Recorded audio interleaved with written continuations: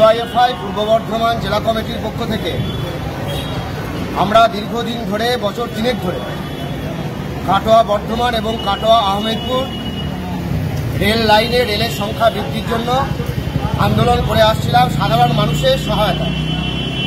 ব্যাপক অংশের সাধারণ মানুষ আমাদের এই আন্দোলনে আমাদের সঙ্গে সামিল হয়েছিলেন এবং এই দাবি ছিল কাটোয়া থেকে বর্ধমান এবং বর্ধমান থেকে আহমেদপুর লাইনের যতগুলো এলাকার উপর দিয়ে যায় সেই এলাকার মানুষের সাধারণ দাবি রেলের সংখ্যা বাড়াতে হবে, রেল লাইনকে ডাবল লাইন করতে হবে, প্রতি ঘন্টায় ডাবল রেল চালাতে হবে। এই দাবি নিয়ে 2024-এর 7 মার্চ এবং এবছর 21 ফেব্রুয়ারি আমরা প্রথমবার আমারুনে এবং দ্বিতীয়বার ভাতারে রেলে অবস্থান বিক্ষোভ করেছিলাম এবং আমাদের দাবিগুলো আমরা জানিয়েছিলাম। তারপরে 2-3 বার মেল করা হয়েছিল হাওড়া ডিভিশন ডিআরএমকে। তিনি আমাদেরকে কথা জানিয়েছিলেন যে পেপারের কাজকর্ম চলছে, প্রসেসিং শুরু হয়েছে এবং আমরা তারপর ডিআরএমের সঙ্গে যোগাযোগ করি। তিনি আমাদেরকে 3টে ডেট দেন। প্রথম আমাদেরকে ডেট দেন কাটোয়াতে তিনি আমাদের সাথে দেখা করবেন, দ্বিতীয়ত তিনি আমাদেরকে ডেট দেন তিনি হাওড়াতে আমাদের সঙ্গে দেখা করবেন এবং আজকে তৃতীয় দিন আমরা যখন ডেট চেয়েছিলাম তিনি দুপুর 3টের সময় আমাদেরকে টাইম দিয়েছিলেন। দুপুর 3টে থেকে এখন বাজে সন্ধ্যে 7টা, সাড়ে 7টা পেরিয়ে গেছে। 7টা 15 নাগাদ আমরা ডিআরএফ সাহেবের সঙ্গে দেখা করার সুযোগ পাই। শুধুমাত্র কাটোয়া বর্ধমান লাইনের মানুষের এই যে আন্দোলন তাদের দাবি ডিআরএম এর কাছে পৌঁছে দেওয়ার জন্য আমরা এই দীর্ঘ 3.5 ঘন্টা অপেক্ষা করেছিলাম। ডিআরএমকে আমরা আমাদের সাধারণ মানুষের যে দাবি কাটোয়া বর্ধমান লাইনে ট্রেনের সংখ্যা বাড়াতে হবে, ডাবল লাইন করতে হবে। ব্যাপক অংশের মানুষ প্রতিদিন 8000 করে মানুষ কাটোয়া থেকে বর্ধমান যাতায়াত করেন। ছাত্রছাত্রীরা বর্ধমানে আসেন, ইউনিভার্সিটিতে পড়াশোনা করেন, দোকান কর্মচারীরা জিনিসপত্র ট্রান্সপোর্টের কাজে ব্যবহার করেন। সবটা মিলিয়ে মানুষের জীবন জড়িয়ে আছে এই রেলের সঙ্গে। আমরা আমাদের রেলকে বলি আমাদের জীবন রেখা, কিন্তু আজকে কেন্দ্রের সরকার রেলকে বিক্রি করে দিতে চাইছে। সেই রকম একটা সময়ে দাঁড়িয়ে রেলের লাইনের সংখ্যা বাড়ানো এবং রেলের ডাবল লাইন করানো এবং এই দাবিতে আমরা আজকে ডিআরএম সাহেবের কাছে এসেছিলাম। আমরা তাকে বলেছিলাম আমাদের এই দাবির কথা, অবিলম্বে কাটোয়া বর্ধমান রেল লাইনের সংখ্যা বাড়াতে হবে এবং ট্রেনের সংখ্যা বাড়াতে হবে। তিনি আমাদেরকে সদুত্তর কিছু দিতে পারেননি। প্রথমে যিনি যেটা বলেছিলেন যে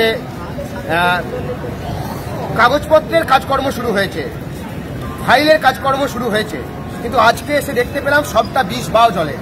তিনি কোনো সদুত্তর দিতে পারলেন না এবং তিনি এটা বললেন যে এটা করতে পারে একমাত্র স্থানীয় জনপ্রতিনিধিরা এবং পার্লামেন্ট।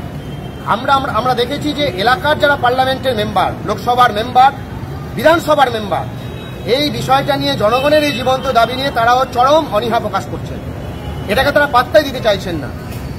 এই জন্য আমরা এই কথা বলতে চাই যে ডিআরএম আমাদেরকে সন্তুষ্ট করতে পারলেন না, আমাদের দাবির সঙ্গে তিনি সহমত হতে পারলেন, কিন্তু তিনি এই কথা অ্যাসিওর করতে পারলেন না যে এই আন্দোলনটা এই দাবিগুলোকে নিয়ে তিনি ঊর্ধ্বতন কর্তৃপক্ষকে জানাবেন এবং তিনিও এই ডিমান্ডের সঙ্গে সহমত এবং তিনি এই ডিমান্ডটাকে আদায় করার জন্য তিনি পদক্ষেপ নিতে পারবেন, এটা তিনি কিন্তু এরকম আমাদেরকে ভরসা দিতে পারলেন না।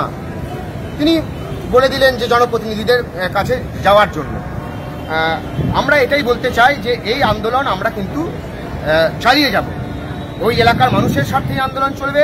কাটোয়া বর্ধমান রেল লাইনে যতক্ষণ না পর্যন্ত ডাবল লাইন হচ্ছে এবং প্রতি ঘন্টায় 2টো করে ট্রেন চলাচল করতে পারছে সরকার, আমরা ততক্ষণ পর্যন্ত আমাদের এই দাবি আদায়ের যে লড়াই, সাধারণ মানুষের যে লড়াই, এই লড়াই আমরা চালাবো। এখন অনির্বাণ বলে মূলত আমরা যখন আজকে এসেছিলাম, আসার পর আমরা দীর্ঘক্ষণ বলার সময় চন্দনদা বলেছে আমাদের সাথে দেখা করতে তারা প্রতীক্ষা নেয় এবং দীর্ঘক্ষণ পর দেখা করার পর চন্দনদাকে এটা বললো যে কোনো রকম সদস্য দিতে পারলো। কার্যত আমরা বারংবার তাকে দেখালাম যে এই টাইম টেবিলের মধ্যে কোনো রকমভাবেই একটা সাব ডিভিশনের সঙ্গে একটা ডিস্ট্রিক্ট টাউনকে যুক্ত করে তাই সেখানকার মানুষের যে প্রত্যেক দিনকার চাহিদা ট্রেনকে কেন্দ্র করে তা মেটানো সম্ভব নয়। তিনি আমাদের সঙ্গে সহমত হয়েছে। কিন্তু আসল কথা যেটা যে তিনি বললেন যে এটা নির্দিষ্ট করে রেলওয়ে মিনিস্ট্রি এবং রেলওয়ে মিনিস্ট্রি সম্পূর্ণভাবে নিয়ন্ত্রিত হয় পার্লামেন্টের দ্বারা। আমরা এটা থেকে পরিষ্কারভাবে বুঝতে পারলাম যে প্রতিবার আমাদের এই রাজ্য থেকে আমাদের জেলার অভ্যন্তরে থাকা যে দুখানা পার্লামেন্টারিস্ট আছে তারা একেবারও এই কথাটা উচ্চারিত করেনি। ফলে আমাদের কাছে পরিষ্কার ডিমান্ড, একদিকে যেরকম আমরা প্রত্যেক দিনকার ট্রেন বৃদ্ধি করার জন্য ডিআইএফআই এর পক্ষ থেকে আন্দোলন জারি রাখবো মাঠে, সেরকম একইভাবে ডিআরএম এর কাছে আজকে আসাই শেষ না, আগামী দিনেও আমরা বৃহত্তর আন্দোলনের রূপরেখা তৈরি করে আমরা এখানে আসবো এবং আমাদের পাশে আপনারা থাকবেন। ঠিক আছে।